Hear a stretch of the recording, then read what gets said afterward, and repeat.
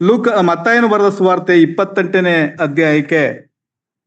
ಅಧ್ಯಾಯದ ಮುಖಾಂತರ ನಮ್ಮ ಧ್ಯಾನವನ್ನು ಪ್ರಾರಂಭ ಮಾಡೋಣ. ಮತ್ತಾಯನ ಸುವಾರ್ತೆ 28ನೇ ಅಧ್ಯಾಯ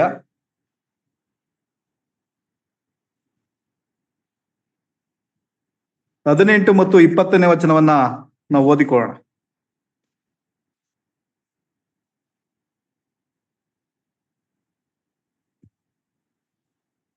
ಮತ್ತಾಯನು ಬರೆದ ಸುವಾರ್ತೆ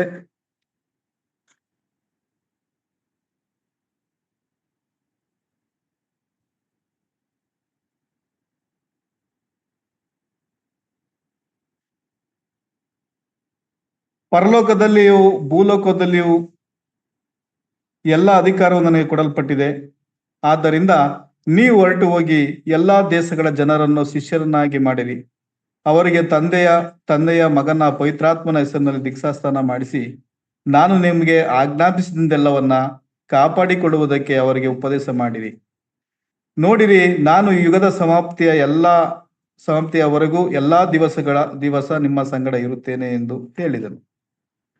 ನಾವು ಕರ್ತನ ಈ ಒಂದು ವಾಕ್ಯವನ್ನ ನಾವು ನೋಡುತ್ತಾ ಬರುವಾಗ, ನೀವು ಹೊರಟು ಹೋಗಿರಿ, ಲೋಕದ ಕಟ್ಟೆ ಕಡೆಗೆ ಸುವಾರ್ತೆಯನ್ನ ಸಾರಿರಿ. ಈ ಲೋಕದಲ್ಲಿ ನಮ್ಮ ಕರ್ತನಂತ ದೇವರು ನಮಗೆ ನಮ್ಮ ಜೀವಿತದಲ್ಲಿ ಮತ್ತೊಂದು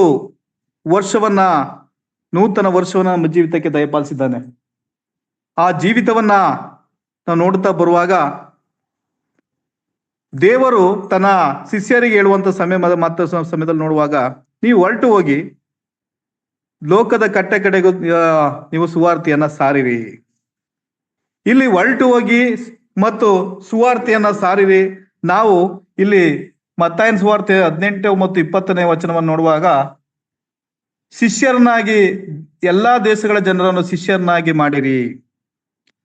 ಶಿಷ್ಯರನ್ನಾಗಿ ಮಾಡಬೇಕಾದ್ರೆ ನಾವು ಹೊರಟಾಗಿ ಹೋಗಬೇಕು, ಅವ್ರಿಗೆ ಕಲಿಸ್ಬೇಕು, ಮತ್ತು ಅದು ಉಪದೇಶ ಮಾಡ್ಬೇಕು, ಸುವಾರ್ತೆಯನ್ನ ಸಾರಬೇಕು, ಅವಾಗ ಅವ್ರನ್ನ ಶಿಷ್ಯರನ್ನಾಗಿ ಮಾಡ್ಬೇಕು. ಈ ಲೋಕದಲ್ಲಿ ಶಿಷ್ಯತ್ವ ಇಲ್ಲದೆ ಇರುವಂತ ಸಭೆಗಳು ಯಾವ್ದು ಇರಕ್ಕೆ ಸಾಧ್ಯ ಇಲ್ಲ. ಇಲ್ಲಿ ಶಿಷ್ಯತ್ವ ಅನ್ನುವಂಥದ್ದು ಪ್ರಾರಂಭದಿಂದ ನಮ್ಮ ಜೀವಿತದ ಅಂತ್ಯದವರೆಗೂ ಸಹ ಅದು ಶಿಷ್ಯತ್ವ ಅನ್ನುವಂಥದ್ದು ಶಾಶ್ವತವಾಗಿರುತ್ತೆ. ಎಲ್ಲಿ ಶಿಷ್ಯತ್ವ ಇರಲ್ವೋ ಆ ಸಭೆಗಳ ಕುಂಠಿತವನ್ನ, ಆ ಸಭೆಯ ಬೆಳವಣಿಗೆಯನ್ನು ನಾವು ನೋಡಕ್ಕೆ ಸಾಧ್ಯ ಇಲ್ಲ ಪ್ರಿಯರೇ. ಯುಗದ ಸಮಾಪ್ತಿ ಎಲ್ಲಾ ದಿವಸಗಳು ನಿಮ್ಮ ಸಂಗಡ ಇರುತ್ತೇನೆ ಅಂತ ಹೇಳುವುದನ್ನ ನಾನು ಕಾಣ್ತೇವೆ. ಈ ಸುವಾರ್ತೆ ಸಾರಬೇಕೆಂಬುದು ದೇವರು ನಮಗೆ ಕೊಟ್ಟಿರುವಂತ ಒಂದು ಆಜ್ಞೆಯಾಗಿದೆ ಪ್ರಿಯರೇ. ನಾವು ಲೂಕನ ಅಪೊಸ್ತಲರ ಕೃತ್ಯ 1ನೇ ಅಧ್ಯಾಯಕ್ಕೆ ನಾವು ಬರೋಣ. ಅಲ್ಲೂ ಅಪೊಸ್ತಲರ ಕೃತ್ಯ 1ನೇ ಅಧ್ಯಾಯ 8ನೇ ವಚನ.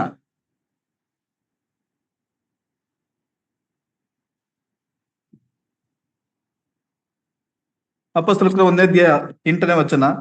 ಆದರೆ ಪವಿತ್ರ ಆತ್ಮ ನಿಮ್ಮ ಮೇಲೆ ಬರಲು ನೀವು ಬಲವನ್ನು ಹೊಂದಿ ಯೆರೂಸಲೇಮಿನಲ್ಲಿಯೂ ಎಲ್ಲಾ ಯೂದಾಯ ಸಮಾರ್ಯ ಸೀಮೆಗಳಲ್ಲಿಯೂ ಭೂಲೋಕದ ಕಟ್ಟಕಡೆಯವರೆಗೂ ನನಗೆ ಸಾಕ್ಷಿಗಳಾಗಿರಬೇಕು ಅಂದನು.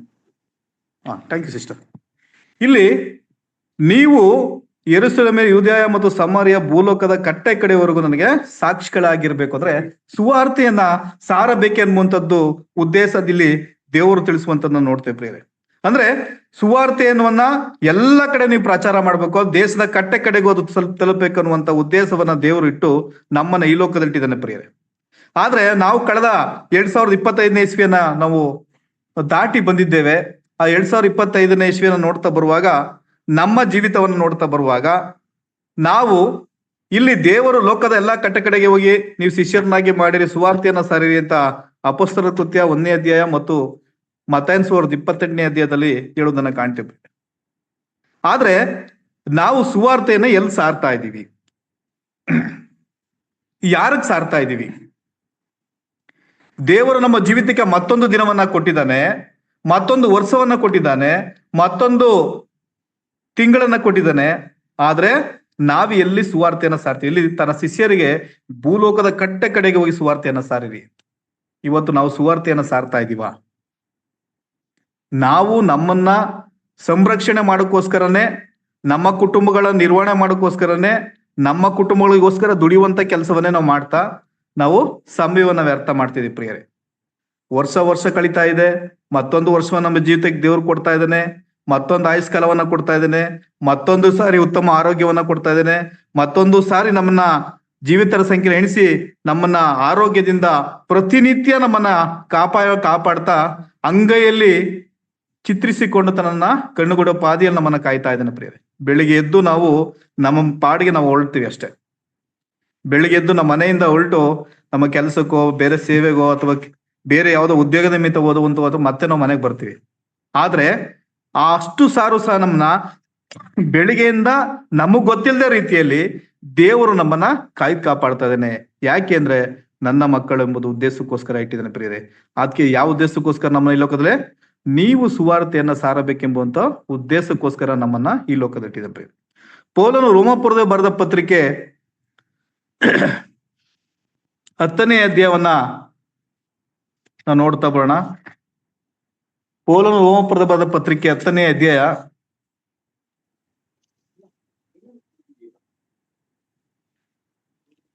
14 ಮತ್ತು 15ನೇ ವಚನ. 10ನೇ ಅಧ್ಯಾಯ.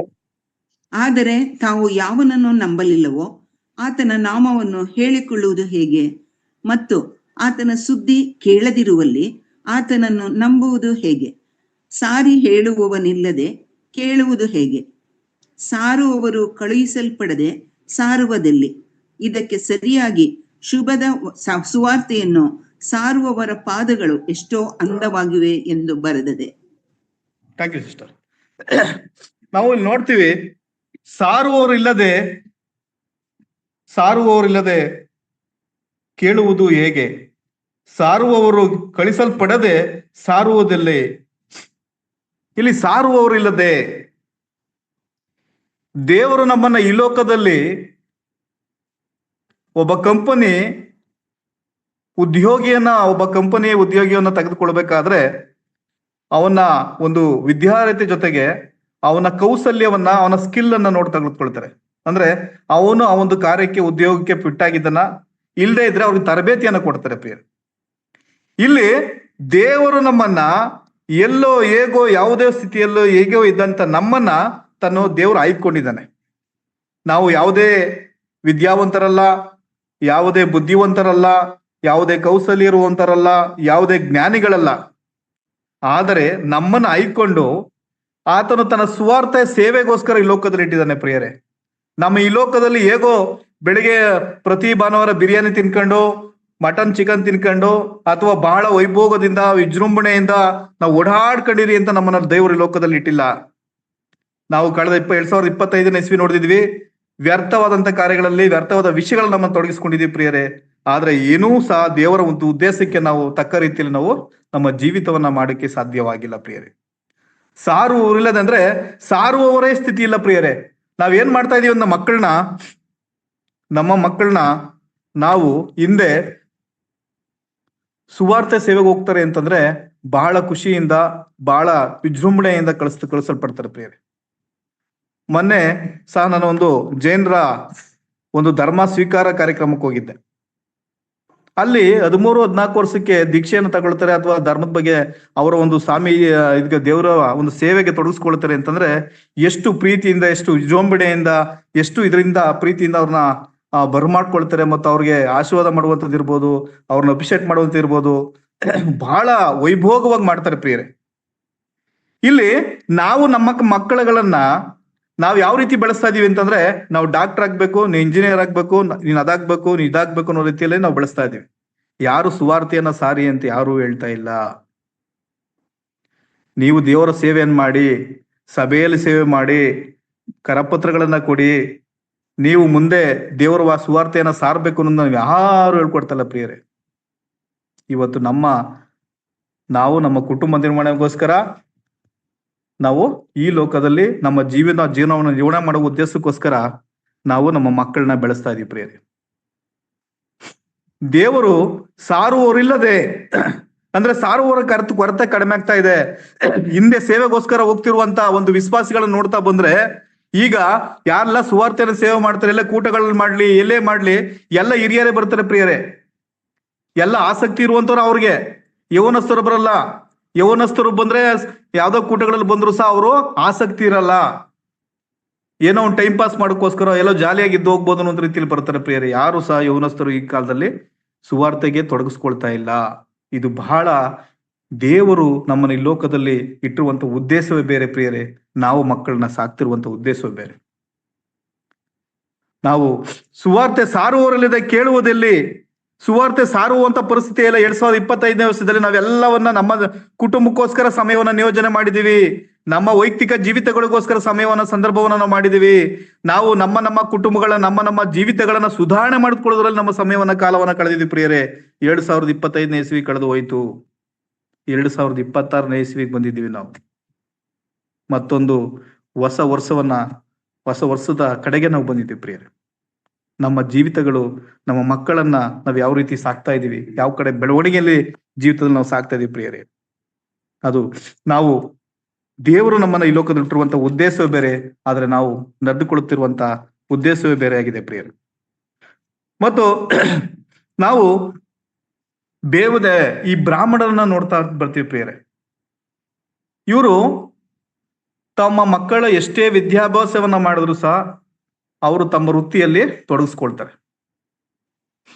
ಎಷ್ಟೋ ಜನ ಅವರ ಮಕ್ಕಳನ್ನ ಅದೇ ಒಂದು ಬ್ರಾಹ್ಮಣ ಉದ್ಯೋಗದಲ್ಲೇ, ಮುಸ್ಲಿಮರು ತಮ್ಮ ಉದ್ಯೋಗದಲ್ಲೇ ಬೆಳೆಸ್ತಾರೆ, ಜೈನರು ತಮ್ಮ ಉದ್ಯೋಗದಲ್ಲಿ ಬೆಳೆಸ್ತಾರೆ. ಯಾಕೆಂದ್ರೆ ಮುಂದೆ ಅದೇ ಸಾಕು, ಅದರಲ್ಲೇ ಜೀವನವನ್ನ ಸಾಗಿಸ್ಬೋದು ಅದರಲ್ಲೇ ಅಂತ. ಇಲ್ಲಿ ನಾವೇನ್ ಮಾಡ್ತಾ ಇದೀವಿ ಅಂತಂದ್ರೆ ಕ್ರೈಸ್ತರಾಗಿ ಹುಟ್ಟಿದೀವಿ, ಕ್ರೈಸ್ತರಾಗಿ ರಕ್ಷಣೆ ಮಾರ್ಗಕ್ಕೆ ಬಂದಿದ್ದೀವಿ. ಆದ್ರೆ ನಮ್ಮ ಮಕ್ಕಳನ್ನ ಬೆಳೆಸುವಂತ ವಿಧಾನಗಳೇ ಬೇರೆ ಆಗಿದೆ ಪ್ರಿಯ. ಇನ್ನು ಕೆಲವರನ್ನ ನೋಡ್ತಾ ಬರುವಾಗ ವಿಶ್ವಾಸಿಗಳ ಮಕ್ಕಳನ್ನ ಬಹಳ ಅಧೋಗತಿಯಲ್ಲಿ ಬೆಳೆಸ್ತಿರುವಂತ ನಾವು ಸ್ಥಿತಿಯನ್ನು ನೋಡ್ತೀವಿ ಪ್ರಿಯರೇ. ಮುಂದೆ ಎಲ್ಲೂ ಸಹ ನಾವು ನೋಡ್ತಾ ಬಂದ್ರೆ ದೇವರ ಸೇವೆಗೋಸ್ಕರ ತಮ್ಮ ಸಮಯವನ್ನ ಕಾಲವನ್ನ ಉಡುಪಾಡಿಗಿಟ್ಟು ಸೇವೆಗೋಸ್ಕರ ಸಮರ್ಪಣೆ ಮಾಡಿಕೊಳ್ಳುವಂತ ಮಕ್ಕಳನ್ನ ನಾವು ಬೆಳೆಸ್ತಾ ಇಲ್ಲ. ಇದು ಬಹಳ ವಿಪರ್ಯಾಸವಾದಂತಹ ಸಂಗತಿಯಾಗಿದೆ ಪ್ರಿಯ. ನಾವು ಪೌಲನು ಕೊರಿಂಥದವರಿಗೆ ಬರೆದ ಪತ್ರಿಕೆ 1ನೇ ಪತ್ರಿಕೆಗೆ ಬರೋಣ. ಅಲ್ಲಿ 1ನೇ ಪತ್ರಿಕೆ 9ನೇ ಅಧ್ಯಾಯದ 16 ಮತ್ತು 17ನೇ ವಚನವನ್ನ ನೋಡ್ಕೊಳ್ಳೋಣ ಪ್ರಿಯ. ಪೌಲನು ಕೊರಿಂಥದವರಿಗೆ ಬರೆದ ಪತ್ರಿಕೆ 1ನೇ ಪತ್ರಿಕೆ 16 ಮತ್ತು 17. ನಾನು ಸುವಾರ್ತೆಯನ್ನು ಸಾರಿದರೂ ಹೊಗಳಿಕೊಳ್ಳುವುದಕ್ಕೆ ನನಗೇನೂ ಆಸ್ಪದವಿಲ್ಲ. ಸಾರಲೇಬೇಕೆಂಬ ನಿರ್ಬಂಧ ನನಗುಂಟು. ಸಾರದಿದ್ದರೆ ನನ್ನ ಗತಿಯನ್ನು ಏನು ಹೇಳಲಿ? ನಾನು ಸ್ವಂತ ಇಷ್ಟದಿಂದ ಈ ಕೆಲಸವನ್ನು ಮಾಡಿದರೆ ನನಗೆ ಬಹುಮಾನ ದೊರೆಯುವುದು. ಮತ್ತೊಬ್ಬನ ಇಷ್ಟದಿಂದ ಮಾಡಿದರೆ ಮನೆವಾರ್ತೆಯು ನನ್ನ ವಶಕ್ಕೆ ಕೊಡಲ್ಪಟ್ಟಿದೆ. ಹಾಗಾದರೆ ನನಗಾಗುವ ಬಹುಮಾನವೇನು? ಸುವಾರ್ತೆಯನ್ನು ಸಾರುವಾಗ ಅದರಿಂದ ಜೀವನ ಮಾಡುವ ಹಕ್ಕನ್ನು ನಡೆಸದೆ ಅದನ್ನು ಉಚಿತಾರ್ಥವಾಗಿ ದಾನ ಮಾಡುವುದೇ ನನಗೆ ಬಹುಮಾನ. ಥ್ಯಾಂಕ್ಸ್. ಇಲ್ಲಿ ಸುವಾರ್ತೆಯನ್ನ ಸಾರದಿದ್ದರೆ ನನ್ನ ಗತಿಯನ್ನು ಏನು ಹೇಳಲಿ? ಸುವಾರ್ತೆ ಸಾರಬೇಕೆಂಬಂತ ಉದ್ದೇಶವನ್ನ ಇದನ್ನ ದೇವರು ನಮಗೆ ಒಪ್ಪಿಸಿದ್ದಾನೆ ಪ್ರಿಯರೇ. ಸುವಾರ್ತೆಯನ್ನ ಸಾರದಿದ್ದರೆ ನನ್ನ ಗತಿ ಏನು? ನಾವು ಈ ರೀತಿ ಆದ್ರೂ ಸಹ ರಾತ್ರಿಯ ವೇಳೆಯಲ್ಲಿ ಜೂಮ್ ಮೀಟಿಂಗ್ ಮುಖಾಂತರ ದೇವರ ವಾಕ್ಯವನ್ನ ಕಲಿತಾ ಇದೀವಿ ಪ್ರಿಯರೇ. ಆದ್ರೆ ಎಷ್ಟು ಜನ ಸುವಾರ್ತೆಯನ್ನ ಸಾರ್ತಾ ಇದ್ದಾರೆ? ಎಷ್ಟು ಜನ ದೇವರ ವಾಕ್ಯವನ್ನು ಅಂತಾ ಇದ್ದಾರೆ ಪ್ರಿಯರೇ? ನಾವು ಅದನ್ನ ನೋಡ್ತಾ ಬರುವಾಗ ಬಹಳ ನಾವು ನಮ್ಮ ಪರಿಸ್ಥಿತಿಗಳು, ನಮ್ಮ ಜೀವಿತಗಳು ಯಾವ ಕಡೆ ಹೋಗ್ತಾ ಇದ್ರು ಅನ್ನೋದನ್ನ ನಾವು ಯೋಚನೆ ಮಾಡ್ಬೇಕಾಗಿದೆ ಪ್ರಿಯರೇ. ಸುವಾರ್ತೆಯನ್ನ ಸಾರದಿದ್ದರೆ ನನ್ನ ಗತಿಯನ್ನು ಏನು ಹೇಳಲಿ? ಸುವಾರ್ತೆಯನ್ನ ಸಾರಬೇಕೆಂಬ ಹಂಬಲದಿಂದ ನಾವು ಮಾಡ್ಬೇಕಾಗಿದೆ ಪ್ರಿಯರೇ. ಅದು ಸುವಾರ್ತೆಯನ್ನ ಸಾರಬೇಕೆಂಬುದು ದೇವರ ಉದ್ದೇಶಕ್ಕೋಸ್ಕರ ನಮ್ಮನ್ನ ಈ ಲೋಕದಲ್ಲಿ ಕ್ರಯವಾಗಿ, ಉಪ್ಪಾಗಿ, ಬೆಳಕಾಗಿ ನಮ್ಮನ್ನ ಇಟ್ಟಿದ್ದಾನೆ. ನಾವೇನ್ ಮಾಡ್ತಾ ಇದೀವಿ? ಸುವಾರ್ತೆಯ ಸೇವೆಯಲ್ಲಿ ನಾವು ಸುವಾರ್ತಿಕರು, ನಾವು ಸಭಾ ಹಿರಿಯರು, ನಾವು ಸೇವೆ ಮಾಡ್ತಾ ಇದೀವಿ ಅಂತ ಇದೀವಿ. ಆದ್ರೆ ಆ ಒಂದು ಭಾರ, ಆ ಒಂದು ಉದ್ದೇಶ ಸಾರಬೇಕೆಂಬಂತ ಸಾರಲೇಬೇಕೆಂಬಂತ ಒಂದು ಉದ್ದೇಶ, ಒಂದು ತಾವುಕ ಇಲ್ಲ ಪ್ರಿಯರೇ. ನಮ್ಮ ಸ್ನೇಹಿತರು ಒಬ್ರು ಕೆನರಾ ಬ್ಯಾಂಕ್ ಅಲ್ಲಿ ಅವರು ಬ್ಯಾಂಕ್ ಮ್ಯಾನೇಜರ್ ಆಗಿ ಕೆಲಸ ಮಾಡ್ತಾ ಇದ್ದಾರೆ.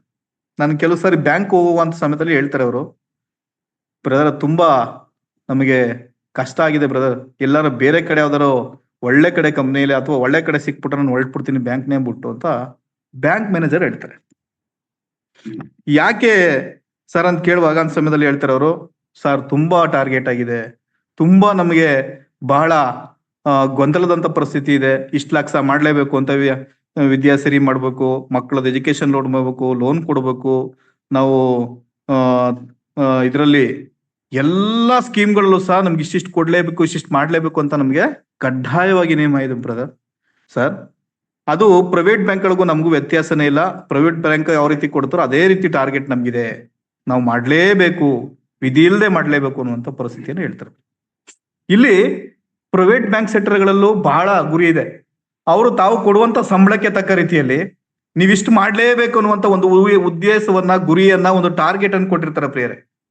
ಇದು ಸಹ ಇವತ್ತು ಪ್ರೈವೇಟ್ ಸರ್ಕಾರಿ ಬ್ಯಾಂಕ್ಗಳಲ್ಲೂ ಸಹ ಒಂದು ಟಾರ್ಗೆಟ್ ಕೊಡ್ತಾ ಇದಾರೆ ಪ್ರಿಯರೇ. ನಮ್ಗೆ ಯಾವ ಟಾರ್ಗೆಟು ಇಲ್ಲ. ದೇವರು ನಾನು ಸ್ವರಕ್ತದಿಂದ ಸಂಪಾದಿಸಿಕೊಂಡ ನನ್ನ ಸಭೆ, ನನ್ನ ಮಕ್ಕಳು ಅಂತ ನಮಗೆ ನೀವು ಇಷ್ಟು ಜನರಿಗೆ ಸುವಾರ್ತೆಯನ್ನ ಸಾರಲೇಬೇಕೆಂಬಂತ ಕಡ್ಡಾಯ ಹಂಬಲ ನಮಗಿಲ್ಲ, ಕೊಟ್ಟಿಲ್ಲ ಪ್ರಿಯರೇ. ತಿಂಗಳಿಗೆ ಮಾಡಿ, ವರ್ಷಕ್ಕೆ ಮಾಡಿ, ನೀವು ವರ್ಷಕ್ಕೆ ಇಷ್ಟು ಮಾಡ್ಲೇಬೇಕು ಅನ್ನುವಂತ ಟಾರ್ಗೆಟ್ ದೇವ್ರು ನಮ್ಗೆ ಕೊಟ್ಟಿಲ್ಲ. ದೇವರ ಕಲ್ವಾರಿ ಶಿಲುಬೆಯಲ್ಲಿ ನಮಗೋಸ್ಕರ ತನ್ನ ರಕ್ತವನ್ನು ಸುರಿಸುವಂತ ಒಂದು ಕ್ರಯವಾಗಿ ತೆಗೆದುಕೊಂಡಿರುವಂತ ಉದ್ದೇಶವನ್ನು ನೋಡಿದ್ರೆ, ಹಳೆ ಆದಿ ಸಭೆಗಳಲ್ಲಿರುವಂತ ನಮ್ಮ ಆದಿ ಅಪೊಸ್ತಲರನ್ನು ನೋಡ್ತಾ ಬರುವಾಗ ಅವರು ಸೇವೆಗೋಸ್ಕರ ತಮ್ಮ ಜೀವನವನ್ನ, ಪ್ರಾಣವನ್ನೇ ಮುಡುಪಾಗಿಟ್ಟಿದ್ದಾರೆ. ಇವತ್ತು ನಾವು ಸೇವೆಗೋಸ್ಕರ 1 ರೂಪಾಯಿನ ನಮ್ಮ ಜೋಬಿಂದ 100 ರೂಪಾಯಿನ ಬೇರೆಯವ್ರು ಕೊಡಕ್ಕೆ ನಾವು ಪ್ರಯತ್ನ ಪಡಕ್ಕೆ ಸಾಧ್ಯ ಇಲ್ಲ. ನಾವು ಅಷ್ಟು ಕಂಜೂಸ್ಗಳಾಗಿದ್ದೀವಿ. ಎಲ್ಲವೂ ದೇವರದೇ ದುಡ್ಡು, ಎಲ್ಲವೂ ದೇವರೇ ಕೊಟ್ಟಿರುವಂತದ್ದು, ದೇವರೇ ನಮಗೆ ಸಹಾಯ ನೀಡಿರುವಂತದ್ದು, ಅವಕಾಶ ಕೊಟ್ಟಿರುವಂತದ್ದು. ಆದ್ರೆ ನಮ್ಮ ದುಡ್ಡು ನಾವು ಯಾರಿಗೆ ಕೊಡೋಕೆ, ಒಬ್ಬ ಸುವಾರ್ಥಿಕರಿಗಾಗ್ಲಿ ಒಂದು ಸೇವೆಗೋಸ್ಕರ ಕೊಡೋಕೆ ನಮ್ಗೆ ಆಗ್ತಾ ಇಲ್ಲ. ನಾವೆಲ್ಲಿ ಸುವಾರ್ತೆ ಸಾರ್ಕ್ ಸಾಧ್ಯ ಅಂತ. ಪ್ರತಿಯೊಬ್ರು ಇವತ್ತೇನಾದ್ರು ದೇವರು ಯೇಸು ಸ್ವಾಮಿ ನಿಮ್ಗೆ ಇಷ್ಟು ಜನ ನೀನು ರಕ್ಷಣೆ ಒಂದು 20 ವರ್ಷ ಆಯ್ತು, 30 ವರ್ಷಕ್ಕೆ 30 ಜನ ನೀವು ಸೇರಿಸ್ಬೇಕು, ಕರ್ತನ ಬೆಳಗ್ಗೆ ನಡೆಸ್ಬೇಕು ಅಂತ ಟಾರ್ಗೆಟ್ ಅನ್ನು ಕೊಟ್ಟಿದೆ ಪ್ರಿಯರೇ. ಇವತ್ತು ನಾವು ಮಾಡ್ತಾ ಇದ್ವೇನೋ? ಆದ್ರೆ ಇಲ್ಲ, ದೇವರು ಕರುಣಾಮಯಿ ನಮಗೆ ಈ ಒಂದು ಮತ್ತೊಂದು ಅವಕಾಶವನ್ನ ಕೊಟ್ಟಿದ್ದಾನೆ ಪ್ರಿಯರೇ. 2026ನೇ ಇಸ್ವಿಯನ್ನು ಕೊಟ್ಟಿದ್ದಾನೆ. ಮತ್ತೊಂದು ವರ್ಷದಲ್ಲಾದ್ರೂ ನನ್ನ ಮಗನು, ನನ್ನ ಮಗಳು ನನ್ನ ಸೇವೆಯನ್ನ ಮಾಡ್ತಾಳೆ. ನನ್ನ ಬಳಿಗೆ, ಕರ್ತನ ಬಳಿಗೆ ರಕ್ಷಣೆ ಮಾರ್ಗಕ್ಕೆ ಹಲವಾರು ವಿಶ್ವಾಸಿಗಳನ್ನ, ಹಲವಾರು ಮಕ್ಕಳನ್ನ, ಅನ್ಯರನ್ನು ತಂದು ಸೇರಿಸ್ತಾರೆ. ಅವ್ರನ್ನ ಅಪಾಯದಿಂದ, ಆ ಒಂದು ಪಾತಾಳದಿಂದ, ನರಕದಿಂದ ಅವನ್ನ ಕಾಪಾಡ್ತಾರೆ ಅನ್ನೋ ಉದ್ದೇಶಕ್ಕೋಸ್ಕರ ಮತ್ತೊಂದು ವರ್ಷವನ್ನ ಕೊಟ್ಟಿದ್ದಾನೆ ಪ್ರಿಯರೇ. ನಾವು ಬಹಳ ಕೇಕ್ ಕಟ್ ಮಾಡ್ಕೊಂಡು, ಬಿರಿಯಾನಿ ತಿನ್ಕೊಂಡು, ನೀವು ಹೊಸ ಬಟ್ಟೆಗಳನ್ನ ಹಾಕೊಂಡು ನೀವು ಹೊಸ ವರ್ಷ ಸಂಭ್ರಮದಿಂದ ಆಚರಣೆ ಮಾಡಿ ಅಂತಲ್ಲ ಪ್ರಿಯರೇ. ಇವತ್ತು ನಾವು ದುಃಖ ಪಡುವಂತ ದಿನ ಆಗಿದೆ ಪ್ರಿಯರೇ. ಸಾರಬೇಕೆಂಬ ಒಂದು ಹಂಬಲ, ಒಂದು ಗತಿ ನನಗಿತ್ತು. ಸಾರಲೇಬೇಕೆಂಬ ಒಂದು ಉದ್ದೇಶ ಇದೆ ನಮಗಿದೆ. ಹೇಗೋ ಸಮಯವನ್ನ, ಕಾಲವನ್ನ ಕಳೆದು ಈ ಲೋಕದಲ್ಲಿ ನಾವು ವರ್ಷ ಕಳೀತಾ ಮುಗಿಸ್ತಾ ಹೋಗುವಂತ ಉದ್ದೇಶ ಇಲ್ಲ ಪ್ರಿಯರೇ. ನಮ್ಮನ್ನ ಲೆಕ್ಕ ಕೇಳುವಾಗ ನಾವು ಎಷ್ಟು ಜನರಿಗೆ ಆತ್ಮಿಕ ತಂದೆಗಳಾಗಿದ್ದೀವಿ, ಎಷ್ಟು ಜನರನ್ನ ಕರ್ತನ ಬಳಿಗೆ ನಡೆಸಿದೀವಿ. 25 ವರ್ಷ 2025 ಇಸ್ವಿ ಆಯ್ತು. ಕಳೆದ 45-15 ವರ್ಷಗಳಿಂದ ನಾವೇನ್ ಮಾಡ್ತಾ ಇದೀವಿ? ನಾವು ಸಮಯವನ್ನ ಕಳಿತಾ ನಮ್ಮ ಮಕ್ಕಳಿಗೋಸ್ಕರ, ನಮಗೋಸ್ಕರ, ನಮ್ಮ ಹೊಟ್ಟೆಗೋಸ್ಕರ, ಬಟ್ಟೆಗೋಸ್ಕರನೇ ಸಮಯವನ್ನ ಕಳಿತಾ ಇದೀವಿ ಪ್ರಿಯರೇ. ಇದು ನೂತನ ವರ್ಷ ಅಲ್ಲ. ಭಯ ಬರಬೇಕಾಗಿದೆ ಪ್ರಿಯರೇ ನಮ್ಮಲ್ಲಿ. ಆ ಭಯದ ಜೀವಿತವನ್ನ ನಾವು ಜೀವಿಸ್ತಾ ಇಲ್ಲ ಪ್ರಿಯರೇ. ವ್ಯರ್ಥವಾಗಿ ಸಮಯವನ್ನ, ಕಾಲವನ್ನ ಕಳಿತಾ ನಾವು ಈ ಲೋಕದಲ್ಲಿ ನಾವು ಹೇಗೋ ನಾವು ಕಾಲವನ್ನ ಕಳಿತಾ ಇದೀವಿ ಪ್ರಿಯರೇ. ನಾವು ಅದೇ ರೀತಿಯಲ್ಲಿ ಅಪೊಸ್ತಲರ ಕೃತ್ಯ 4ನೇ ಅಧ್ಯಾಯ 12ನೇ ವಚನವನ್ನ ನಾವು ನೋಡ್ತಾ ಬರೋಣ ಪ್ರಿಯರೇ. ಅಪೊಸ್ತಲರ ಕೃತ್ಯ 4ನೇ ಅಧ್ಯಾಯ 12ನೇ ವಚನ. ಬರಬೇಕಾದ ರಕ್ಷಣೆಯು ಇನ್ನಾರಲ್ಲಿಯೂ ಸಿಕ್ಕುವುದಿಲ್ಲ. ಆ ಹೆಸರಿನಿಂದಲೇ ಹೊರತು ಆಕಾಶದ ಕೆಳಗೆ ಮನುಷ್ಯರೊಳಗೆ ಕೊಡಲ್ಪಟ್ಟಿರುವ ಬೇರೆ ಯಾವ ಹೆಸರಿನಿಂದಲೂ ನಮಗೆ ರಕ್ಷಣೆಯಾಗುವುದಿಲ್ಲ ಎಂದು ಹೇಳಿದನು. ಇಲ್ಲಿ ನೋಡಿ, ಬರಬೇಕಾದ ರಕ್ಷಣೆಯು ಬೇರೆ ಯಾವ ಹೆಸರಿನಿಂದಲೂ ಇಲ್ಲ. ಆ ಹೆಸರಿಂದ ರಕ್ಷಣೆ ಸಿಗುವಂತದ್ದು ಪ್ರಿಯರೇ. ನಾವು ಬರುವ ಯಾವ ಹೆಸರಿಂದ ನಮಗೆ ರಕ್ಷಣೆ ಸಿಗುವುದಿಲ್ಲ ಪ್ರಿಯರೇ. ಅದು ಯೇಸು ಕ್ರಿಸ್ತನ ಒಂದೇ ಹೆಸರಿನಲ್ಲಿ ನಮಗೆ ರಕ್ಷಣೆ ಸಿಗುವಂತಾಗಿದೆ ಪ್ರಿಯರೇ. ಆದ್ರೆ ನಾವು ನೋಡ್ಬೋದು, ಯಾವುದೇ ಒಂದು ಪಟ್ಟಣಕ್ಕೆ ಅಥವಾ ಒಂದು ನಗರಕ್ಕೆ ಹೋಗುವಂತ ಸಮಯದಲ್ಲಿ, ಅಲ್ಲಿಗೆ ಆ ಒಂದು ನಗರ ಅಥವಾ ಪಟ್ಟಣಕ್ಕೆ ಹೋಗುವಂತ ಸಮಯದಲ್ಲಿ ಹಲವಾರು ಮಾರ್ಗಗಳು, ದಾರಿಗಳಿದೆ ಪ್ರಿಯರೇ. ಈಗ ಯಾವುದೇ ಒಂದು ಗ್ರಾಮಕ್ಕೆ ಹೋಗ್ಬೇಕಾದ್ರೂ ಸಹ ಒಂದು ಸ್ಥಳದಿಂದ ಮತ್ತೊಂದು ಸ್ಥಳಕ್ಕೆ ಹೋಗೋಕೆ 4-5 ದಾರಿಗಳಿರ್ತವೆ. ಒಂದು ತಾಲೂಕು ಪಟ್ಟಣಕ್ಕೆ ಅಥವಾ ಜಿಲ್ಲಾ ಮಟ್ಟಕ್ಕೆ ಹೋಗ್ಬೇಕಾದ್ರೆ 7-8 ಕಡೆ ರಸ್ತೆಗಳು ಇರ್ತವೆ, ಜಾಯಿಂಟ್ ಆಗುವಂತ ದಾರಿಗಳು, ಮಾರ್ಗಗಳು, ರಸ್ತೆಗಳು ಇರ್ತವೆ ಪ್ರಿಯರೇ. ಆದರೆ ನಮ್ಮ ಕರ್ತನಾದ ಯೇಸು ಕ್ರಿಸ್ತನ ಬಳಿಗೆ ಬರುವುದಕ್ಕೆ ಒಂದೇ ಮಾರ್ಗ, ಬೇರೆ ಮಾರ್ಗವೇ ಇಲ್ಲ. ಇಲ್ಲಿ ಸುವಾರ್ತೆಯನ್ನ ಸಾರಬೇಕೆಂಬುವಂತ ಹಂಬಲ, ಉದ್ದೇಶ ನಮಗೆ ದೇವರು ಕೊಟ್ಟಿದ್ದಾನೆ. ಅದು ಯೇಸು ಕ್ರಿಸ್ತನ ಮೂಲಕ ಮಾತ್ರ ಸಾಧ್ಯ. ಆ ಹೆಸರಿನಿಂದ ನಮ್ಮ ರಕ್ಷಣೆ ಸಿಗುವಂತದ್ದು. ಬೇರೆ ದಾರಿಯೇ ಇಲ್ಲ, ಬೇರೆ ಮಾರ್ಗವೇ ಇಲ್ಲ ನಮ್ಮ ಜೀವಿತಕ್ಕೆ ಪ್ರಿಯರೇ. ಇವತ್ತು ನಾವು ನೋಡ್ತಾ ಬರ್ತಾ ಇದೀವಿ. ಇವತ್ತು ಏನೆಲ್ಲ ಹೊಸದಾಗಿ ಉತ್ಪಾದನೆಗಳನ್ನ ಮಾಡ್ತಾ ಇದ್ರೆ, ಅದು ಮಕ್ಕಳಿಗೋಸ್ಕರ ಸಂಬಂಧಪಟ್ಟಂತ ಬೇರೆ ವಸ್ತು ಆಟಿಕೆಗಳನ್ನ, ಯೌವನಸ್ಥರಿಗೆ ಸಂಬಂಧಪಟ್ಟ ರೀತಿಯಲ್ಲಿ, ಸ್ತ್ರೀಯರಿಗೆ ಸಂಬಂಧಪಟ್ಟ ರೀತಿಯಲ್ಲಿ, ಪುರುಷರಿಗೆ ಸಂಬಂಧಪಟ್ಟ ರೀತಿಯಲ್ಲಿ ಎಲ್ಲ ಉತ್ಪಾದನೆಗಳಾಗ್ತಾ ಇದಾವೆ ಪ್ರಿಯರೇ. ಆ ಮಾರುಕಟ್ಟೆಗೆ ಬರ್ತಾ ಇದೆ. ಆದರೆ ಇವತ್ತು ತುಂಬಾ ಅವಶ್ಯಕತೆ ಇರುವಂತದ್ದು ಸುವಾರ್ತೆಯನ್ನ ಸಾರಬೇಕೆಂಬುದೇ ಪ್ರಿಯರೇ. ಏನೆಲ್ಲ ಮಾರುಕಟ್ಟೆಗಳಿಗೆ ಹೊಸ ವಸ್ತುಗಳು, ಹೊಸ ವಿಭಿನ್ನವಾಗಿ ಬರುತ್ತಿರುವುದನ್ನು ನಾವು ನೋಡ್ತೀವಿ ಪ್ರಿಯರೇ. ಹೊಸ ತಂತ್ರಜ್ಞಾನಗಳ ಮುಖಾಂತರ ಏನೇನೋ ಬರ್ತಾ ಇರುವುದನ್ನು ನಾವು ನೋಡ್ತೀವಿ ಪ್ರಿಯರೇ. ಆದ್ರೆ ಎಲ್ಲದಕ್ಕಿಂತಲೂ ಬಹಳ ಅಮೂಲ್ಯವಾಗಿರುವಂತ, ಬಹಳ ಅವಶ್ಯಕವಾಗಿರುವುದು ಈ ಒಂದು ಪ್ರಸ್ತುತ ಸಂದರ್ಭಕ್ಕೆ ಕರ್ತನಾದ ಯೇಸು ಕ್ರಿಸ್ತನ ಸುವಾರ್ತೆಯನ್ನ ಸಾರುವಂತದ್ದೇ.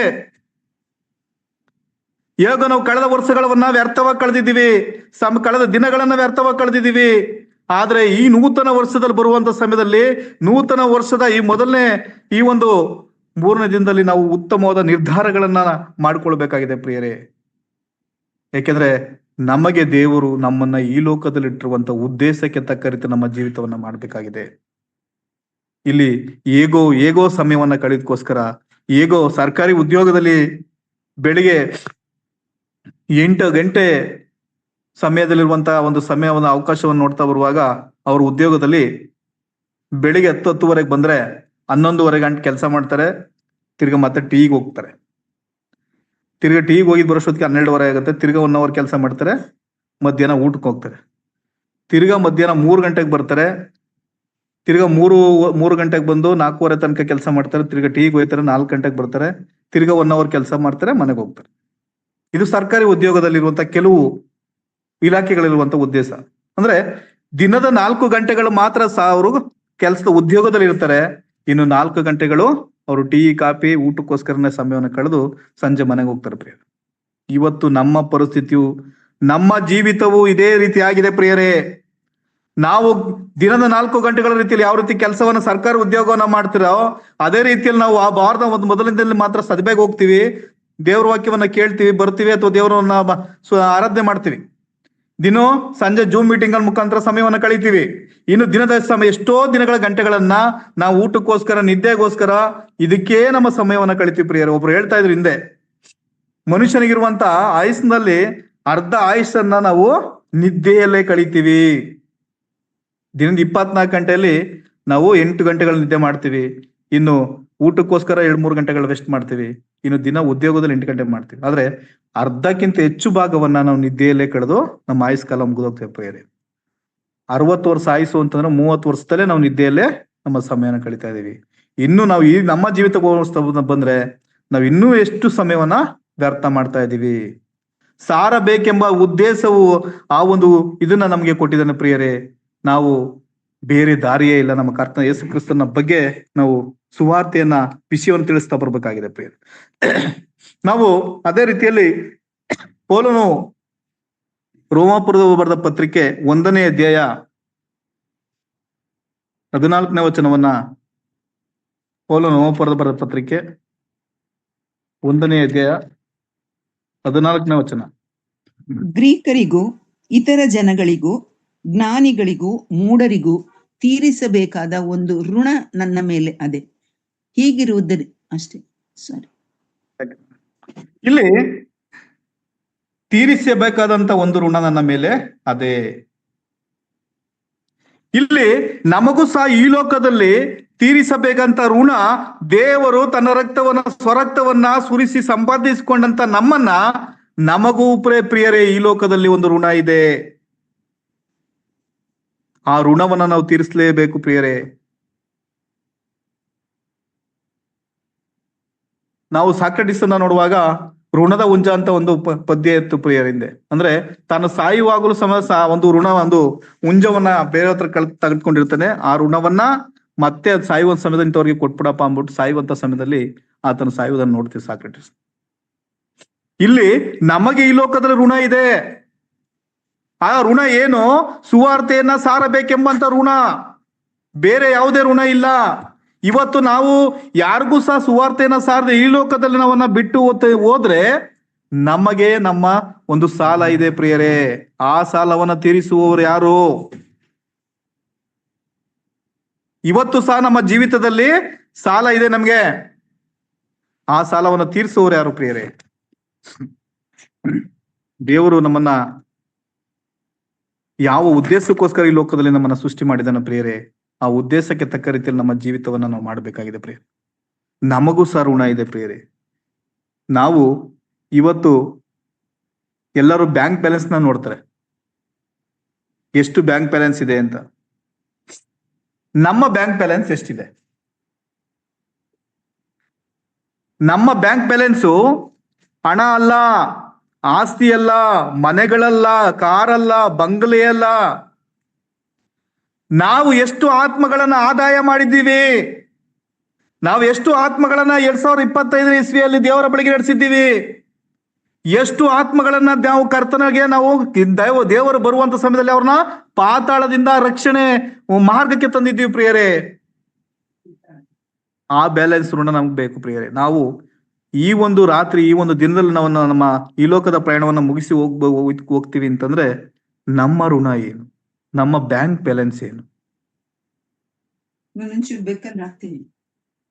ನಾವು ಇನ್ನು ನಮ್ಮ ಮೇಲೆ ಸಾಲ ಇದೆ ಪ್ರಿಯರೇ.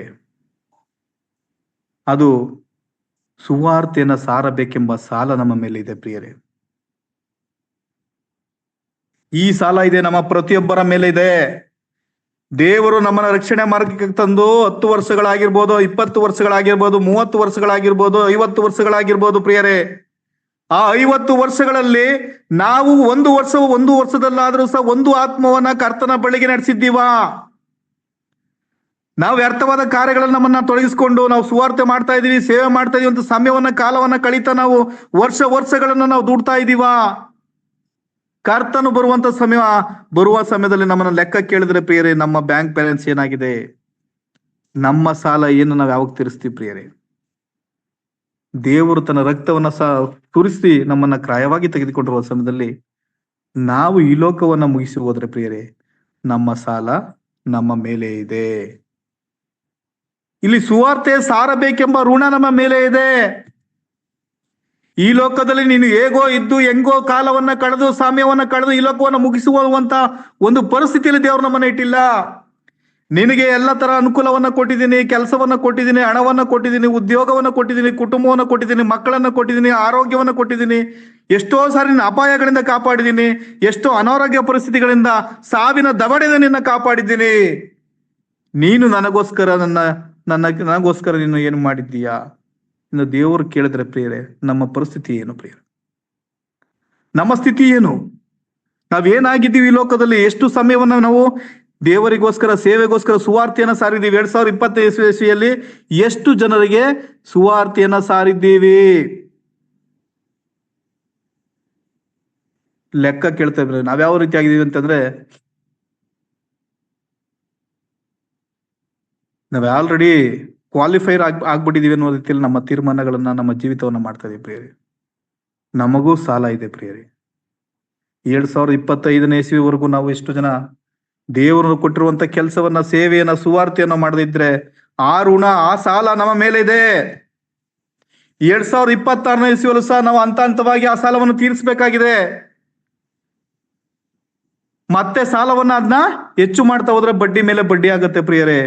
ನಾವು ಸಾಲವನ್ನ ತೀರಿಸುವಂತ ಹೋಗ್ಬೇಕಾಗಿದೆ ಪ್ರಿಯರೇ. ನಾವು ಅದೇ ರೀತಿಯಲ್ಲಿ ಲೂಕನ ಬರೆದ ಸುವಾರ್ತೆ 10ನೇ ಅಧ್ಯಾಯ, ಲೂಕನು ಬರೆದ ಸುವಾರ್ತೆ 10ನೇ ಅಧ್ಯಾಯ 2ನೇ ವಚನವನ್ನ ನಾವು ಓದಿಕೊಳ್ಳೋಣ. ಇದಾದ ಮೇಲೆ ಸ್ವಾಮಿಯು ಇನ್ನೂ 70 ಮಂದಿಯನ್ನು ನೇಮಿಸಿ ಅವರನ್ನು ಇಬ್ಬಿಬ್ಬರಾಗಿ ತಾನು ಹೋಗಬೇಕೆಂದಿದ್ದ ಪ್ರತಿಯೊಂದು ಊರಿಗೂ ಪ್ರತಿಯೊಂದು ಸ್ಥಳಕ್ಕೂ ಮುಂದಾಗಿ ಕಳುಹಿಸಿದನು. ಕಳುಹಿಸುವಾಗ ಅವರಿಗೆ ಹೇಳಿದ್ದೇನೆಂದರೆ, ಬೆಳೆಯು ಬಹಳ, ಕೆಲಸದವರು ಸ್ವಲ್ಪ. ಆದದರಿಂದ ಬೆಳೆಯ ಯಜಮಾನನನ್ನು ನಿನ್ನ ಬೆಳೆಗೆ ಕೆಲಸದವರನ್ನು ಕಳುಹಿಸಬೇಕೆಂದು ಬೇಡಿಕೊಳ್ಳಿರಿ. Thank you sister. ಇಲ್ಲಿ ಬೆಳೆಯು ಬಹಳ, ಕೆಲಸಗಾರರು ಸ್ವಲ್ಪ ಜನ.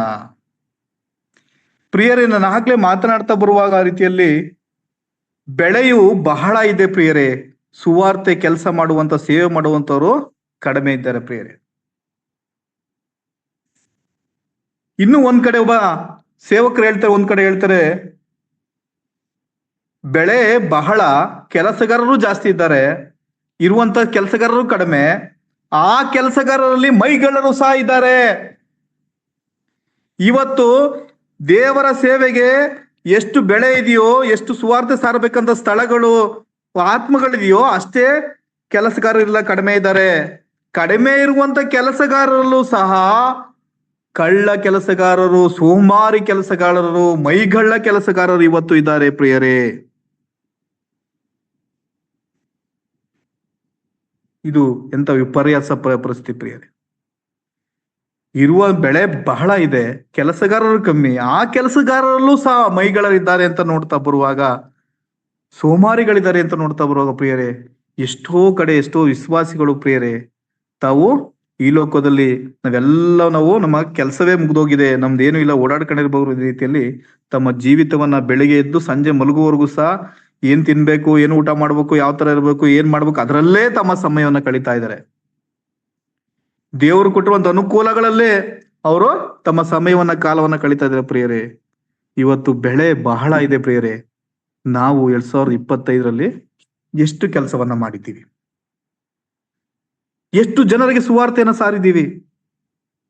ಇರುವಂತ ಕೆಲಸಗಾರರೇ, ಸ್ವಲ್ಪ ಕೆಲಸಗಾರರೇ ಎಷ್ಟು ಸೇವೆ ಮಾಡಿದ್ದೀವಿ.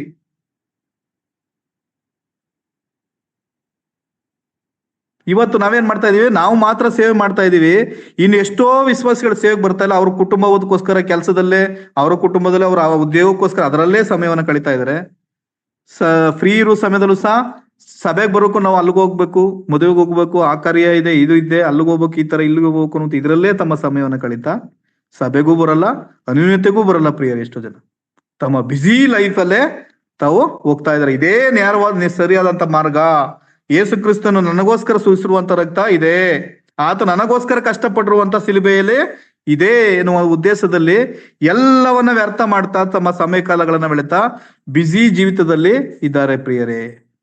ಈ ಒಂದು ದಿನದಲ್ಲಿ ದೇವರೇನಾದ್ರೂ ಬಂದು ನಮ್ಮನ್ನ ಲೆಕ್ಕ ಕೇಳುವುದಾದ್ರೆ ನಮ್ಮ ಗತಿ ಏನು? ನಾವು ಎಷ್ಟು ಜನ ಕರ್ತನ ಬಳಿಗೆ ನಡೆಸಿದೀವಿ? 2025ನೇ ಇಸ್ವಿಯಿಂದ ಇಲ್ಲಿವರೆಗೂ ದೇವರು ನಮ್ಮನ್ನ ಜೀವಿತರ ಸಂಖ್ಯೆ ಉಣಿಸಿದ್ದಾನೆ. ಮತ್ತೊಂದು ಒಂದು ವರ್ಷವನ್ನು ನೋಡುವಂತ ಭಾಗ್ಯವನ್ನ, ಅವಕಾಶವನ್ನ, ಸಮಯವನ್ನ, ದಿನವನ್ನ ನಮಗೆ ಕೊಟ್ಟಿದ್ದಾನೆ ಪ್ರಿಯರೇ. ಈ ಒಂದು ದಿನದಲ್ಲಿ ನಾವೆಷ್ಟು ಯುಕ್ತವಾಗಿ, ಎಷ್ಟು ಮುಕ್ತವಾಗಿ ಕೆಲಸವನ್ನ ಮಾಡ್ತೇವೆ, ಪ್ರಾಮಾಣಿಕವಾಗಿ ಕೆಲಸ ಮಾಡ್ತಾ ಇದ್ದೀವಿ. ನಾವೆಷ್ಟು ದೇವರ ವಾಕ್ಯವನ್ನ, ಸುವಾರ್ತೆಯನ್ನ ಸಾರುವ, ದೇವರ ವಾಕ್ಯದ ರಾಜ್ಯವನ್ನ ಕಟ್ಟುವ ಕೆಲಸದಲ್ಲಿ ನಾವು ನಿರತರಾಗಿದ್ದೀವಿ ಪ್ರಿಯರೇ? ಇಲ್ಲ.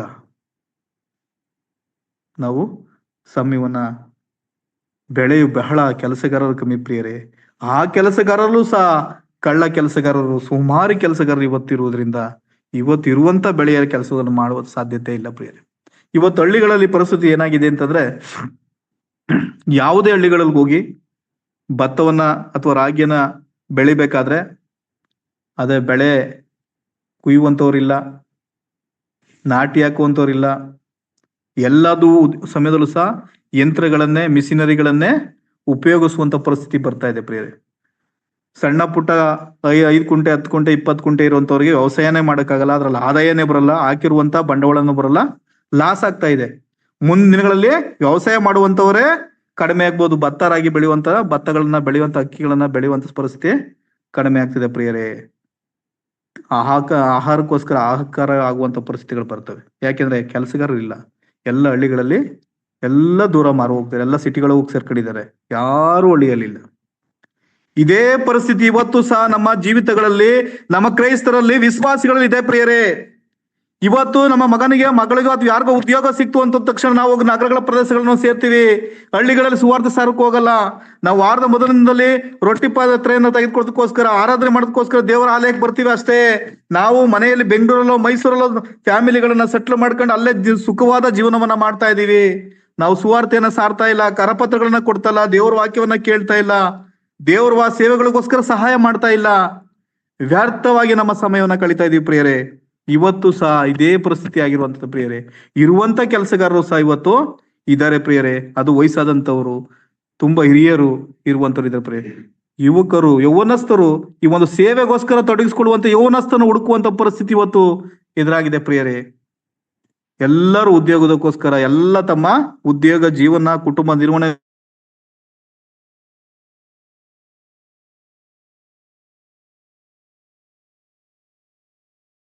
ಗೋಸ್ಕರನೇ ವ್ಯರ್ಥವಾಗಿ ಹೋಗ್ತಾ ಇದ್ದಾರೆ ಪ್ರಿಯರೇ. ನಾವು ಕೊನೆಯದಾಗಿ 2 ತಿಮೋತಿ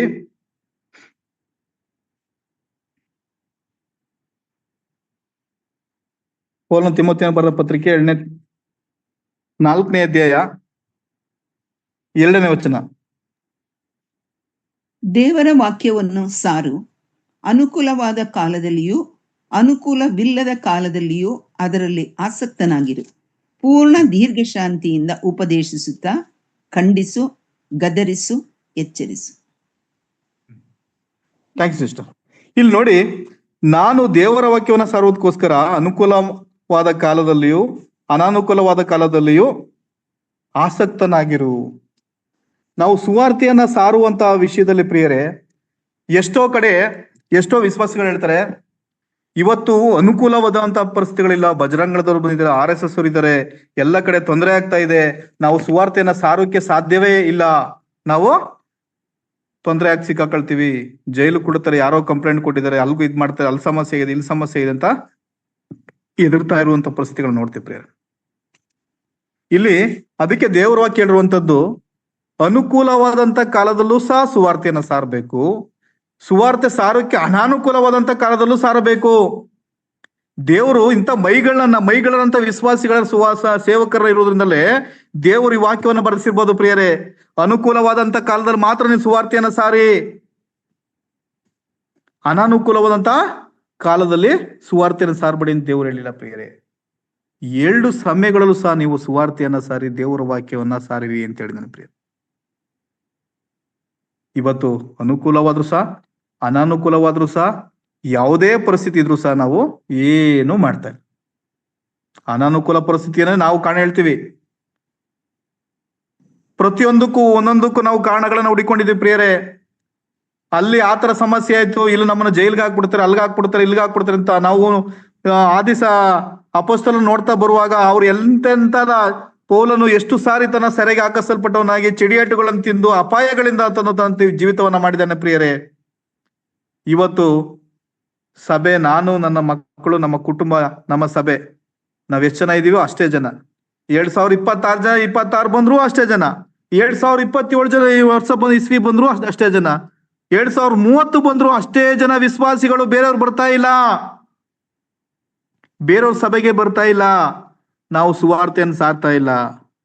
ಸುವಾರ್ತೆ ಸಾರಕ್ ಹೋದ್ರೆ ನಮ್ಗೆ ಹೊಡಿತಾರೆ, ಕರಪತ್ರಕ್ಕೂ ಹಂಚಕ್ ಹೋದ್ರೆ ನಮ್ಗೆ ಸಮಸ್ಯೆ ಆಗುತ್ತೆ. ಆತರ ಆದಿ ಸಭೆಯವ್ರು ಏನಾದ್ರು ಮಾಡಿದ್ರೆ ಇವತ್ತು ನಮಗೆ ನಿಮ್ಗೆ ದೇವ್ರ ವಾಕ್ಯವನ್ನ ಸಿಗ್ತಾ ಇರ್ಲಿಲ್ಲ, ನಾವು ರಕ್ಷಣೆ ಮಾರ್ಗಕ್ಕೆ ಬರ್ತಾ ಇಲ್ಲ ಪ್ರಿಯರೇ. ಎಲ್ಲ ಕಷ್ಟಗಳನ್ನ ಎಲ್ಲವನ್ನ ಸಹಿಸಿಕೊಂಡು ಮಾಡ್ತಾ ಬಂದ್ರು ಪ್ರಿಯರೇ. ಇವತ್ತು 2025ನೇ ಇಸ್ವಿಯಲ್ಲಿ ನಾವ್ ಏನೆಲ್ಲ ಮಾಡಿದ್ದೀವಿ, ಎಷ್ಟು ಜನರನ್ನ ಕರ್ತನ ಬೆಳಗ್ಗೆ ನಡೆಸಿದ್ದೀವಿ. 2026ನೇ ಇಸ್ವಿಯನ್ನು ನಾವು ವಿಜೃಂಭಣೆಯಿಂದ ಆಚರಣೆ ಮಾಡಿದೀವಿ. ನಾವು ಎಷ್ಟೋ ಜನ ದೇವ್ರ ವಾಕ್ಯವನ್ನ, ದೇವರನ್ನ ಹೊಸ ವರ್ಷ ಹೊಸ ಬಟ್ಟೆ, ಹೊಸ ವರ್ಷದಲ್ಲಿ ಬಿರಿಯಾನಿ, ನಮ್ಮ ಸೂಟು ಬೂಟುಗಳನ್ನ ನಾನು ನೋಡುವಾಗ ಪ್ರಿಯರೇ, ನಾವು ಯಾವ ಸ್ಥಿತಿಲಿದ್ದೀವಿ ಪ್ರಿಯರೇ?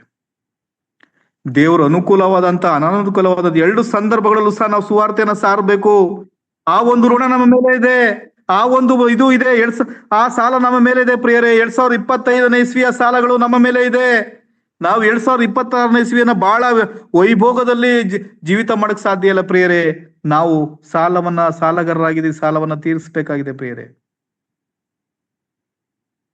ನಮಗೆ ದೇವರು ಟಾರ್ಗೆಟ್ ಅನ್ನ ಕೊಟ್ಟಿಲ್ಲ, ಆದ್ರೆ ನಮ್ಮನ್ನ ಲೆಕ್ಕ ಕೇಳುವಂತವನಾಗಿದ್ದಾನೆ. ನೀನು ಎಷ್ಟು ಜನರಿಗೆ ಅಪ್ಪ 2026ನೇ ಇಸ್ವಿಯಲ್ಲಿ ನೀನು ಸುವಾರ್ತೆಯನ್ನು ಸಾರದೆ, ನೀನು ರಕ್ಷಣೆ ಮಾರ್ಗಕ್ಕೆ ಬಂದು 20 ವರ್ಷ ಆಯ್ತು, 30 ವರ್ಷ ಆಯ್ತು, 40 ವರ್ಷ ಆಯ್ತು ಮಗನೇ. ನಿನಗೆ ಎಲ್ಲಾ ತರದ ಅನುಕೂಲಗಳನ್ನ, ಅವಕಾಶಗಳನ್ನ, ಸಂದರ್ಭಗಳನ್ನ, ಪರಿಸ್ಥಿತಿಗಳನ್ನ ನಾನು ಕಾಪಾಡಿದೀನಿ, ಸುಧಾರಿಸಿದ್ದೀನಿ. ನಿನ್ನ ಎಲ್ಲಾ ಸಮಸ್ಯೆಗಳನ್ನ ನಾನು ತೀರಿಸಿದ್ದೀನಿ. ನಿನ್ನ ಪರವಾಗಿ ನಾನು ಎಲ್ಲವನ್ನ ನಿಂತು ಸಹಾಯ ಮಾಡಿದ್ದೀನಿ ನಿನಗೋಸ್ಕರ. ನೀನು ನನಗೋಸ್ಕರ ಏನು ಮಾಡಿದ್ದೀಯಾ? ನೀನು ನನಗೋಸ್ಕರ ಏನ್ ಮಾಡಿದ್ಯೆ? 2025ನೇ ಇಸ್ವಿಯಲ್ಲಿ ಏನ್ ಮಾಡಿದೀಯಾ? 2026ನೇ ಇಸ್ವಿಯಲ್ಲಿ ನನಗೋಸ್ಕರ ಏನ್ ಮಾಡಿದ್ಯಾ? ಎಷ್ಟು ಜನರನ್ನ ಪಾತಾಳದಿಂದ ರಕ್ಷಿಸಿದೆ, ಎಷ್ಟು ಜನರ ನರಕದಿಂದ ರಕ್ಷಿಸಿದೆ, ಎಷ್ಟು ಜನರ ರಕ್ಷಣೆ ಮಾರ್ಗಕ್ಕೆ ತಂದಿದ್ಯಾ ಅಂತ ಲೆಕ್ಕ ಕೇಳುವುದಾದರೆ ಪ್ರಿಯರೇ, ನಮ್ಮ ಪರಿಸ್ಥಿತಿ ಏನು ಪ್ರಿಯರೇ? ನಾವು 2026ನೇ ಇಸ್ವಿಗೆ ಬಂದಿದ್ದೀವಿ ಪ್ರಿಯರೇ. ನಾವು ಕಳೆದ ಒಂದು ವರ್ಷವನ್ನ ಕಳೆದಿದ್ದೀವಿ. ಈ ಒಂದು ನೂತನ ವರ್ಷದಲ್ಲಿ, ಈ ಒಂದು ದಿನದಲ್ಲಿ ನಾವು ಕೆಲವು ನಿರ್ಧಾರಗಳನ್ನ ಮಾಡ್ತಾ ನಮ್ಮನ್ನ ನಾವು ವ್ಯರ್ಥ ಸಮಯಗಳನ್ನ, ಕಾಲವನ್ನ ನಾವು ಕರ್ತನೆ ಇಲ್ಲಿವರೆಗೂ ಸಹ ನಾವು ಬಹಳ ವ್ಯರ್ಥವಾದ ಸಮಯಗಳನ್ನ, ಕಾಲವನ್ನ ಕಳೆದು ನಮ್ಮ ಆರೋಗ್ಯಕ್ಕೋಸ್ಕರ, ನಮ್ಮ ಕುಟುಂಬಕ್ಕೋಸ್ಕರ, ನಮ್ಮ ಮನೆಗೋಸ್ಕರ, ನಮಗೋಸ್ಕರ ನಾವು ಸಮಯವನ್ನ ಕಳೆದಿದ್ದೀವಿ ಪ್ರಿಯರೇ. ಈ ಒಂದು ವರ್ಷದಲ್ಲೂ ಸಹ ಆದ್ರೂ ಸಹ ನಾವು ಒಂದು ನಿರ್ಧಾರಗಳನ್ನ ಮಾಡಿ ಕರ್ತನ ಸೇವೆಯನ್ನ, ಸುವಾರ್ತೆಯನ್ನ ಸಾರ್ತಾ ಕರ್ತನ ಬಳಿಗೆ ಆತ್ಮಗಳನ್ನ ಸೇರಿಸುವಂತ, ಆದಾಯ ಮಾಡುವಂತ ಕೆಲಸವನ್ನ ಮಾಡ್ತಾ, ನಮ್ಮ ಸಾಲಗಳನ್ನ ನಾವು ತೀರಿಸ್ತಾ, ನಮ್ಮ ಋಣಗಳಿರು, ನಮ್ಮ ಮೇಲಿರುವಂತ ಋಣವನ್ನ ದೇವರು, ನಾವು ಯೇಸು ಕ್ರಿಸ್ತರು ಸುರಿಸಿರುವಂತಹ ರಕ್ತದ ಋಣ ನಮ್ಮ ಮೇಲಿದೆ ಪ್ರಿಯರೇ. ಆ ಋಣವನ್ನ ತೀರಿಸೋದಕ್ಕೋಸ್ಕರ ನಮ್ಮ ಬ್ಯಾಂಕ್ ಬ್ಯಾಲೆನ್ಸ್ ನಾವು ಇಟ್ಕೊಳ್ಬೇಕಾಗಿದೆ ಪ್ರಿಯರೇ. ಅದು ಆತ್ಮಗಳ ಆದಾಯದ ಬ್ಯಾಂಕ್ ಬ್ಯಾಲೆನ್ಸ್ ಅನ್ನು ನಾವು ಈ ಲೋಕದಲ್ಲಿ ಇಟ್ಕೊಳ್ಬೇಕಾಗಿದೆ ಪ್ರಿಯರೇ. ಆ ನಿಟ್ಟಿನಲ್ಲಿ 2026ನೇ ಇಸ್ವಿಯನ್ನ ಕರ್ತನೆ ಪ್ರಿಯರೇ, ನಾವು ನಮ್ಮ ಜೀವಿತದಲ್ಲಿ ಈ ಒಂದು ಇದನ್ನ ಪವಿತ್ರ ಆತ್ಮನ ಒಂದು ಸಹಾಯದ ಮುಖಾಂತರ, ಆತ್ಮನ ಸಹಾಯದ ಮುಖಾಂತರ, ನಮ್ಮ ಆತ್ಮಗಳ ಮುಖಾಂತರ ನಾವು ಒಂದು ನಿರ್ಧಾರಗಳನ್ನ ಮಾಡಿಕೊಂಡು, ನಾವು ಇಲ್ಲಿವರೆಗೂ ಕಳೆದಿರುವಂತ ಸಮಯವೇ, ಕಾಲವೇ ಸಾಕು ಪ್ರಿಯರೇ. ಇನ್ನು ಮುಂದಿನ ಸಹ ನಾವು 2026ನೇ ಇಸ್ವಿಯಲ್ಲಿ ನಮ್ಮ ಜೀವಿತವನ್ನ, ನಮ್ಮ ಋಣವನ್ನ, ನಮ್ಮ ಸಾಲವನ್ನ ತೀರಿಸುವಂತ ಕೆಲಸವನ್ನ, ದೇವರು ನಮಗೋಸ್ಕರ ನಾವು ಸುರಿಸಿರುವಂತ ರಕ್ತದ ಒಂದು ಸಾಲವನ್ನ, ಭಾರವನ್ನ ನಾವು ಕಡಿಮೆ ಮಾಡ್ಲಿಕ್ಕೆ ಆಗುವಂತೆ ನಮ್ಮ ಜೀವಿತಗಳನ್ನ ಮಾಡ್ತಾ ಬರೋಣ.